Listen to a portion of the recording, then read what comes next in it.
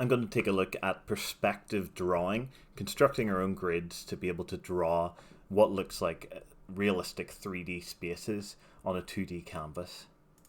So your end goal might be designing for 2D games or animations or 3D games or animations. Regardless, we need to represent the 3D world on screen in some way.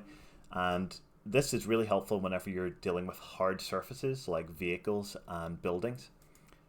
But it can also help with representing more organic shapes and the volume of those shapes. You can see here the grid lines that we've drawn are just guidelines for the size of the shape, for how high the horse here stands, for how wide it is. And it'll also be helpful for planning scenes, again whether 2D or 3D. You can start drawing with these grids and then you can break those down into more advanced and detailed paintings as you go. So let's take a look at the anatomy of a perspective grid. So let's do a quick review of some of the tools we can use. I'm just going to be using the standard brush tool for most of this. And what's really helpful with the brush tool is we can click and then hold shift to draw in straight lines, either horizontally or vertically. Click, hold shift, and then drag. And another helpful thing we can do with the brush tool is click to set a waypoint, hold shift, move our mouse, and then click again. And we can draw straight lines between points in this way. Another tool that could be really helpful is the shapes tool. So you press U on your keyboard or go over here, it's by default a rectangle tool. Change that to the line tool. And then you want to change this drop down here from shapes or paths to pixels. And that means we'll just be drawing pixels like we are with our brush tool. We can change the weight of that line up here.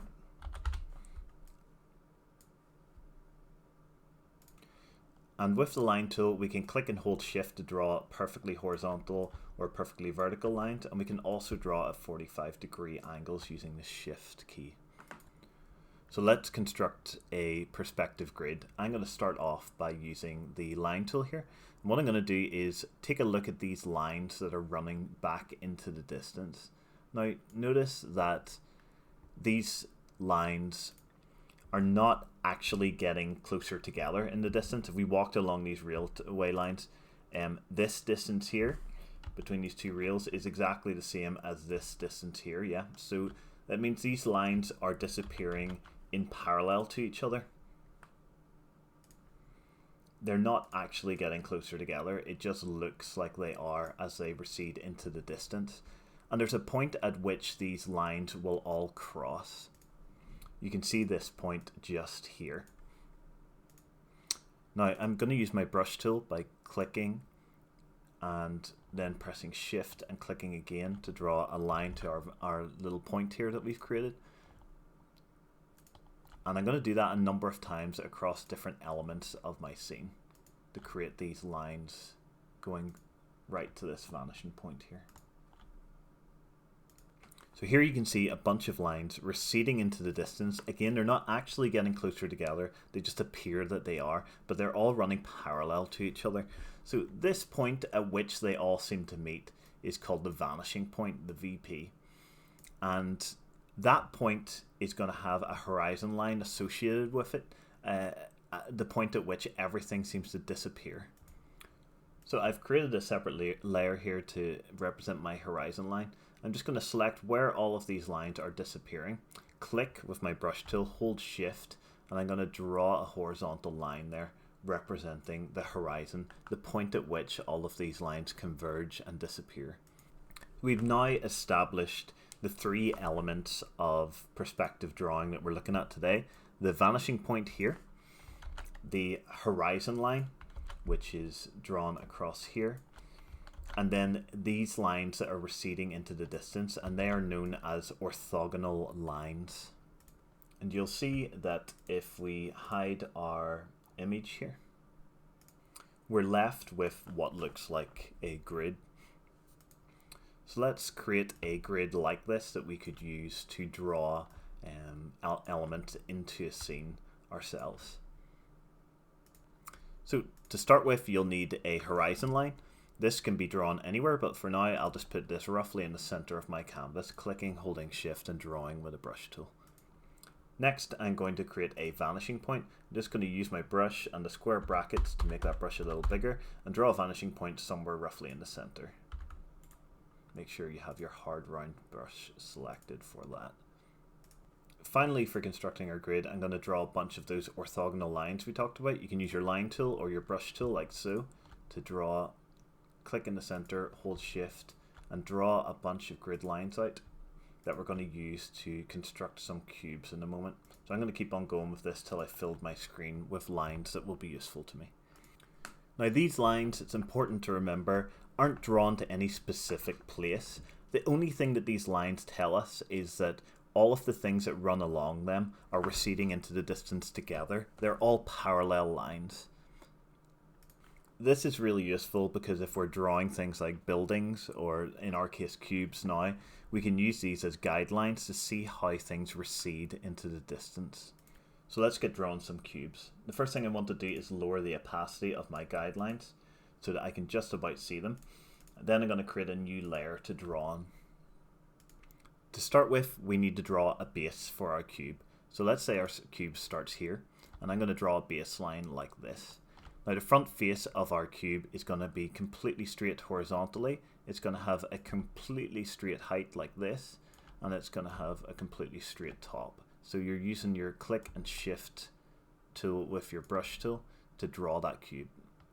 Now I'm using the orthogonal lines I've already drawn to put these corners onto. Your corners don't need to rest in these lines, but they will help us later to project this backwards. So whenever projecting backwards, what we need to do first of all is decide how long or how deep our cube is going to be. And then we can draw a straight line from there that's going to define the back edge of our cube. And then we can connect these lines up again, click, shift, and click again. And now we have a front face, and we also have a base for our cube. So from here, I need to find what height this back face is going to be in perspective.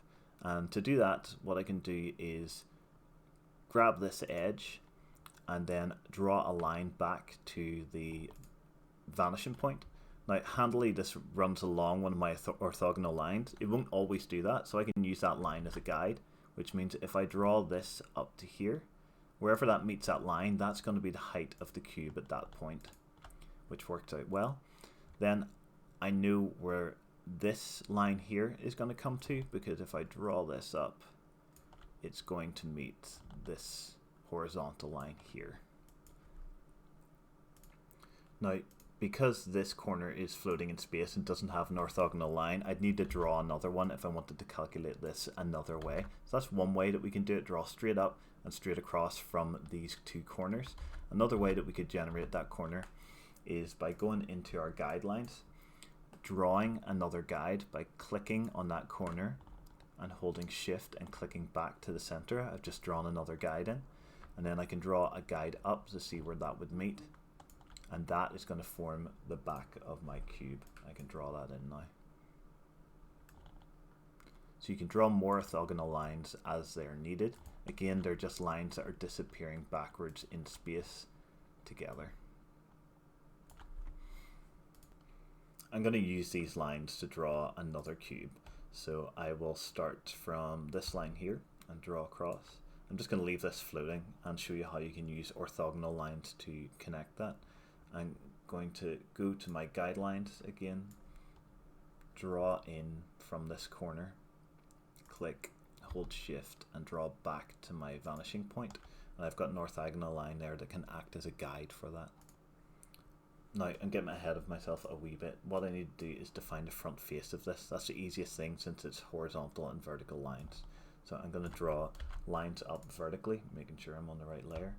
And this time I'm going to go up past the horizon line and draw my cube up to here. And again, I'm going to grab this line, and I'm going to click, then hold shift and draw up. And I'm going to then click, then hold shift to draw across to meet that corner. Now I have to set the depth of this shape in space. So to do that, I'll choose a point in space at which this disappears backwards to. Let's make it really, really long. And from this corner, I can project across to the side because I know it's going to be straight horizontal line. it's going to meet this orthogonal line that we drew earlier from this point, and then it's going to meet up with that corner. Now, to complete the shape, I have two floating corners here with no orthogonal lines going through them as guides, so it would be helpful if I went back onto my guidelines. And again, I'm going to draw these lines by clicking in the corner, shift, and clicking to my vanishing point, clicking into the corner, shift, and then clicking into my vanishing point. And I've got two more guidelines to use. Now, back in my drawing layer, I know that this line disappearing towards vanishing point and this line are running parallel to each other. So what I can do is project directly upwards here until I meet that line. And then from there, I can click, shift, and click again to complete that. I can draw a horizontal line here and then a vertical line from this point downwards to meet my back corner, and then click here, shift, click again to complete that shape. Now, if you're in my class, I want you to use what we've done there to draw a horizontal line, draw orthogonal lines out to create your grid, and then their task is to draw 8 cubes within that space that look realistic in 3D space. I'll just mention two more things. This one in particular is obviously not a perfect cube because these sides will be longer than these sides, and also this side is taller than it is wide. Really, they're just boxes. The last thing I want to mention is related to measurements on a perspective grid. If I wanted to find the center of any of these faces, I just click in one corner and shift and click in the diagonal corner, then click in the other corner, shift and click in the diagonal corner, and here I have found the center of this cube, both this way and this way. This can be really helpful to know for a number of reasons, but let's say this is going to be the double barrel of a gun that's coming towards our camera. Here I've drawn an X to find the midpoint, and I can go across from this midpoint to find where the very middle of that shape is, which is going to be here.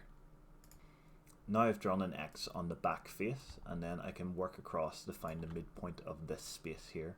And from these 2 points, I can work out where this line should be that's right in the center of the shape. I'll draw that in on my line layer here. Now that I've defined the box that would be around the barrels, I can use my circle shape tool to draw in the ends of the barrels here. And the circle is going to touch at the midpoints of the sides of these cubes, and it's going to do that again here as well. And because we've constructed those lines, we can work within those guides to create something that will look realistic in perspective. And finally, I have my center point that is here. And what I can do is use that center point to find out where the guns will be disappearing. Like this. So if I click here and then shift and click in the center here, we'll get that center line. And then for here, it's rather than going to be between here and here, because this shape here is going to occlude that, we're going to be drawing a line from here to here for the edges of the barrels. And there you've not only been able to draw a square shape, but you can also define more complex shapes in 3D space. Learning these fundamentals is going to help us to build up into things like vehicles, buildings, and even organic forms. So let's see how you get on with your 1-point perspective grids and drawing those boxes.